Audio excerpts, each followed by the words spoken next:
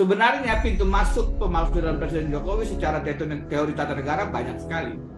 Korupsi bisa masuk, pengkhianatan terhadap negara bisa masuk, other high crime, kejahatan tingkat tinggi lainnya bisa masuk. Tidak ada keraguan dalam pandangan dan pendapat saya bahwa Presiden Jokowi sudah melanggar pasal-pasal impeachment dan sebenarnya sudah layak untuk dipecat. Kalau kita bicara impeachment,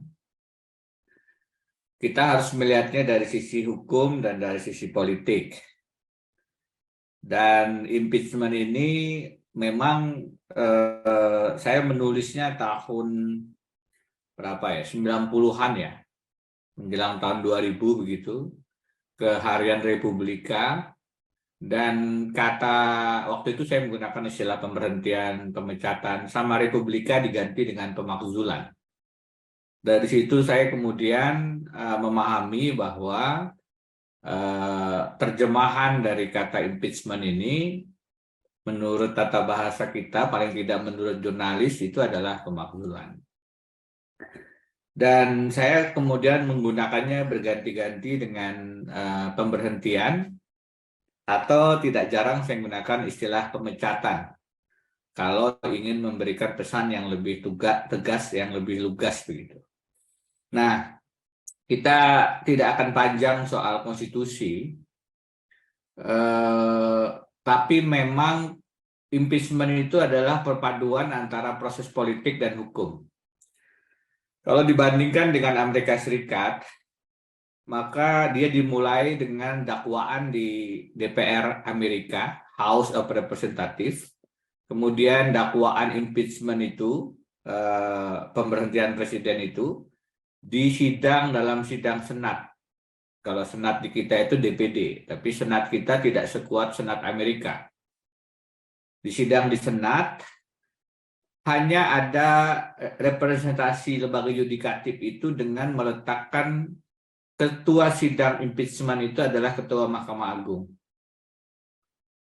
Dan kemudian setelah di sidang, baru kemudian ada putusan apakah akan diberhentikan atau tidak seorang presiden. Di Indonesia, setelah reformasi, prosesnya dilakukan oleh 3 lembaga, 3 tahap. Pertama, dilakukan proses angket dan kemudian hak menyatakan pendapat di DPR dengan hak quorum dan hak persetujuan. Dan kemudian jika DPR setuju memulai proses pemakzulan, itu akan dibawa ke MK. Di Mahkamah Konstitusi akan diperiksa apakah dakwaan pemakzulan yang diajukan oleh DPR itu memenuhi ketentuan perundang-undangan. Jika 5 dari 9 hakim MK mengatakan iya, cukup 5 dari 9, maka itu tidak langsung kemudian presiden dimakzulkan. Tapi harus ke forum di MPR lagi. Dan forum di MPR ini lebih sulit dari perubahan undang-undang dasar. Jadi memang tidak mudah memakzulkan presiden. Kenapa demikian?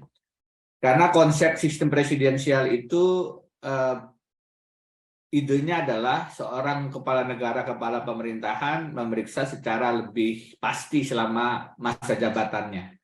Jadi kalau di kita 5 tahun, ya selama 5 tahun itu. Berbeda dengan sistem parlementer yang lebih dinamis, tergantung dukungan parlemen. Jika parlemennya tidak lagi mayoritas mendukung, maka seorang Perdana Menteri mendapatkan mosi tidak percaya dan melepaskan kepala pemerintahannya.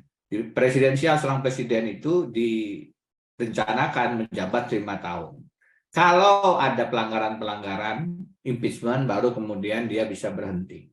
Nah, di Indonesia ada 3 kriteria impeachment. Kalau di Amerika Serikat itu hanya 2, pidana dan etika. Pidananya adalah treason, bribery, other high crime, dan misdemeanors. Pidananya itu yang treason, bribery, dan other high crime. Misdemeanors itu perbuatan tercela. Perbuatan tercela ini yang masuk ke etika. Di Indonesia, 4 ini diadopsi. Treason itu adalah pengkhianatan terhadap negara. Bribery itu adalah penyuapan. other high crime, kejahatan tingkat tinggi lainnya, dan kemudian etika misdemeanors itu disebut dengan perbuatan tercela, ditambah dengan dua yang lain. Satu adalah korupsi pidana dan satu lagi administratif. Tidak lagi memenuhi syarat sebagai presiden dan wakil presiden. Jadi di kita ada 4 delik pidana untuk pemakzulan presiden. Saya ulangi, pengkhianatan terhadap negara, penyuapan, kejahatan tingkat tinggi lainnya, dan korupsi. Etikanya adalah misdemeanor, perbuatan tercela. Administrasinya adalah tidak memenuhi syarat sebagai calon presiden. Nah, ini apakah memungkinkan? Adakah pasal pemakzulan yang bisa kita ajukan kepada presiden? Saya tadi katakan bedakan antara hukum dan politik. Kalau politiknya memakzulkan Presiden Jokowi dengan fakta konfigurasi yang sekarang itu hampir mustahil. Karena untuk kemudian DPR menyatakan memang presiden itu layak dimakzulkan, dia sudah di backup. Minimal kalau tidak ingin seorang presiden dimakzulkan, dia punya sepertiga di DPR. Minimal. Dengan dia punya sepertiga, maka setiap kali ada upaya pemakzulan dia batalkan. Karena dia lebih dari sepertiga. Sekarang jangankan sepertiga, presiden punya lebih barangkali 2/3.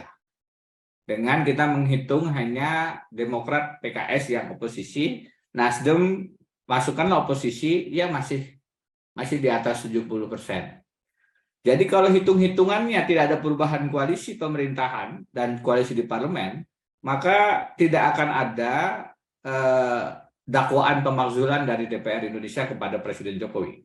Bukan karena Presiden tidak melanggar, bukan karena Presiden tidak punya pelanggaran delik impeachment, tapi karena DPR-nya sudah merupakan bagian dari Presiden sehingga tidak mau, bukan tidak bisa,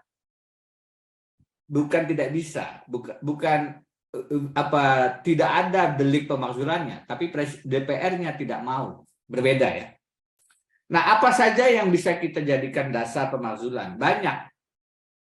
Kalau kita bicara korupsi, pintu masuk laporan Pak Ubay di KPK terkait dengan korupsi anak-anak beliau, dugaan korupsi, kalau kita mau bicara belum ada prosesnya, itu bisa menjadi pintu masuk. Saya mengatakan ada obstruction of justice, menghalang-halangi proses penegakan hukum. Apa itu? Pak Jokowi itu tahun 2021 tanggal 22 Oktober datang ke peresmian pabrik biodiesel di Kalimantan Selatan, tanah bumbu daerah saya. Kenapa saya hafal? Karena besoknya 23 Oktober relawan saya dibacok, tangannya hampir putus dan meninggal. Dan saya menulis surat terbuka pada Presiden Jokowi. Saya bilang, Bapak datang ke satu grup usaha meresmikan pabrik biodiesel, grup usahanya sedang disidik di KPK karena dugaan korupsi suap pajak. Dan itu korupsi suap pajak itu korupsi teraneh, karena konstruksinya suap menyuap, yang menerima pegawai-pegawai pajak sudah divonis bersalah karena menerima suap, yang memberi suap perusahaan dan pemiliknya jangankan dipanggil menjadi tersangka, saksi saja tidak. Jadi ada suap menyuap, penerimanya ada, pemberinya tidak diperiksa. Kenapa? Karena Jokowi datang meresmikan pabrik biodiesel yang bersangkutan di Kalimantan Selatan. Tarik 1 tahun ke belakang, 22 Oktober 2020, Presiden Jokowi datang meresmikan pabrik gula, grup usaha yang sama di Bombana. Grupnya sama, Presiden Jokowi datang lagi meresmikan pabrik gula. Tarik ke Oktober 2019, pelantikan presiden. Tim kampanyenya ya orang ini, dia bendahara. Saya nggak bisa nyebut nama, nanti dilaporkan polisi lagi. Tapi yang bersangkutan itu adalah bendahara tim kampanye. Sehingga tahun 2020 Presiden datang meresmikan pabrik gula, 2021 Presiden datang meresmikan pabrik biodiesel. Padahal pada saat yang sama yang bersangkutan kasusnya sedang disidik di KPK. Nah, ini obstruction of justice. Kenapa saya bicara obstruction of justice? Karena itu adalah dakwaan terhadap Richard Nixon. Jadi tahun 72, Richard Nixon diketahui ada kejadian pembobolan kantor yang terkait dengan Partai Demokrat Amerika untuk memasang alat sadap. Kenapa? Richard Nixon ingin mengetahui apa strategi kampanye presidennya, calon presiden Partai Demokrat. Ini penting, karena kalau kita sandingkan antara Watergate, dikenal dengan Watergate, dengan Muldoko Gate, ini sama. Bahkan Muldoko Gate ini pembegalan Partai Demokrat ini lebih bahaya lagi. Watergate itu Richard Nixon memasang alat sadap di kantor Demokrat, hanya memasang alat sadap.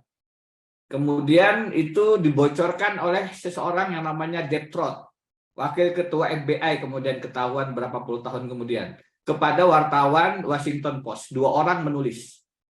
74, 2 tahun kemudian akhirnya Richard Nixon mengakui setelah dilakukan proses penyelidikan ancaman pemalsuan oleh Senat, oleh Kongres, baru kemudian Richard Nixon yang ngaku. Jadi dari awal dia nggak ngaku tuh, dihalang-halangi penyidikan. Setelah terbukti memang ada rekaman, memang ada upaya untuk mengganggu kampanye Presiden Demokrat, ada upaya penjagalan dan lain-lain, baru kemudian tahun 74 dia tidak bisa menghindar, dan daripada dipecat melalui proses pemalsuan, Richard Nixon memilih mengundurkan diri. Bandingkan dengan Muldoko Gate, sama-sama Partai Demokrat. Di sini presiden membiarkan kepala staf presidennya. Dikatakan presiden tidak tahu, tidak mungkin. Orang kantornya sama-sama di istana satu komplek. Presiden tidak menyetujui, paling tidak membiarkan. Apakah menyetujui atau tidak harus dibuktikan dalam proses penyelidikan. Tapi dalam konteks human rights ada istilah by omission, by commission. Dengan tindakan pelanggaran HAM itu atau dengan pembiaran. Presiden Jokowi jelas-jelas membiarkan Muldoko Gate, membiarkan kepala staf presidennya membegal, atau istilah Romahur Muzi P3 mencopet Partai Demokrat. Dibiarkan. Nah, padahal ini melanggar HAM kebebasan berpolitik, kebebasan untuk berserikat, kebebasan untuk banyak hal yang dilanggar. Jadi saya katakan, kalau Watergate itu ujungnya kemudian timbul dakwaan penghalang-halangan penyidikan, menyalahgunakan kekuasaan, abuse of power, satunya lagi adalah melecehkan Kongres Amerika Serikat, di Indonesia sebenarnya terjadi juga. Sama-sama Partai Demokrat yang jadi korban, sama-sama untuk menjegal kemenangan Presiden Partai Demokrat. Di sini yang terjadi adalah Partai Demokratnya dijegal, diambil alih untuk menghalang-halangi pencapresan Anies Baswedan. Sama, kenapa di Amerika Serikat kemudian bisa proses pemakzulan, di sini tidak? Saya dikatakan kan oleh Hasto Kristianto, harusnya ilmiah dong. Jangan sembarangan ngomong pemakzulan. Loh, ini sangat ilmiah. Komparasi dengan Watergate itu sangat ilmiah. Kenapa di Amerika Serikat bisa dengan proses yang sama, di Indonesia tidak bisa? Bukan karena tidak ada pelanggaran, tapi karena DPR-nya tidak mau melakukan proses pemakzulan. DPR koalisinya presiden. Dan DPR oposisi masih berhitung untuk memaksukan pemakzulan. Saya menduga Demokrat dan PKS pun berpikir juga kalau memulai proses pemakzulan. Jadi bukan tidak ada pelanggaran, pelanggarannya jelas. Korupsi tadi UB pernah melaporkan. Saya bisa mengatakan ada pelanggaran pasal 21 Undang-Undang KPK terkait dengan obstruction of justice, menghalang-halangi proses penyidikan lewat kasus tadi oligarki di Kalimantan Selatan. Ada kasus menyalahgunakan kekuasaan, abuse of power, merebut Partai Demokrat, yang kemudian juga bisa masuk ke dalam pelanggaran Undang-Undang Parpol. Itu semua bisa masuk ke dalam impeachment article, bisa other high crimes, bisa pengkhianatan terhadap negara, tapi tidak perbuatan tercela. Kenapa tidak perbuatan tercela? Karena perbuatan tercela dalam undang-undang pemilu kita itu dibatasi 4 hal. Jadi perbuatan tercela itu 4. Menurut penjelasannya, yaitu pertama mabuk-mabukan, kedua perzinahan, ketiga narkoba, yang keempat judi. Jadi perbuatan tercela itu 4 ini menurut penjelasan undang-undang pemilu kita. Saya ulangi, mabuk-mabukan, perzinahan, narkoba, dan judi. Di luar 4 hal ini tidak termasuk kategori perbuatan tercela. Sedangkan pengkhianatan terhadap negara itu lebih luas.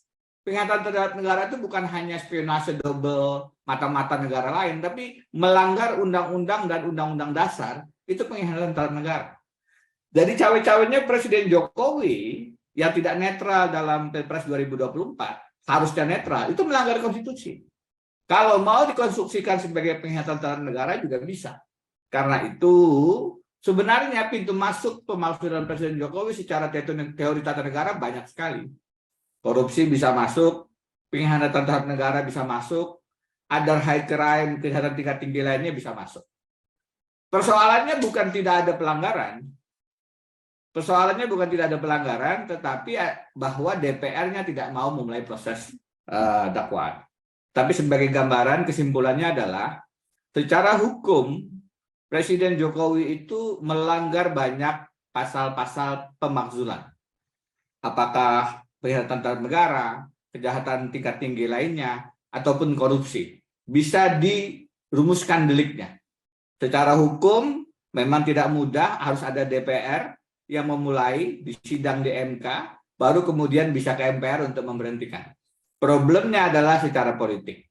Kenapa? Karena ya yang di ketua umum partainya punya banyak masalah, sehingga juga untuk memulai proses hukum kepada Presiden Jokowi mereka sendiri tersandra. Dan itu sudah banyak saya tulis di website saya, website kantor, mulai dari bagaimana Jokowi mendukung Ganjar, mencadangkan Prabowo, menolak Anies, bagaimana cawe-cawe Presiden Jokowi, sampai hari ini tadi saya menulis bocoran 5 putusan MK dan menjaga keadilan di Mahkamah Konstitusi. Jadi Bapak Ibu silahkan, di website saya sudah saya paparkan dengan relatif lebih jelas. Kemarin saya paparkan dalam bentuk tulisan dan video membandingkan antara Muldoko Gate, skandal Muldoko, KSP, dengan Watergate. Dua-duanya sebenarnya serupa dan sebangun. Yang di Amerika Serikat menyebabkan Presiden Nixon mundur karena tidak ingin dimakzulkan, dipecat melalui proses impeachment. Harusnya di Indonesia juga proses yang sama bisa dilakukan. Tetapi karena konfigurasi politik di DPR masih sangat kuat koalisi presiden, maka itu tidak terjadi.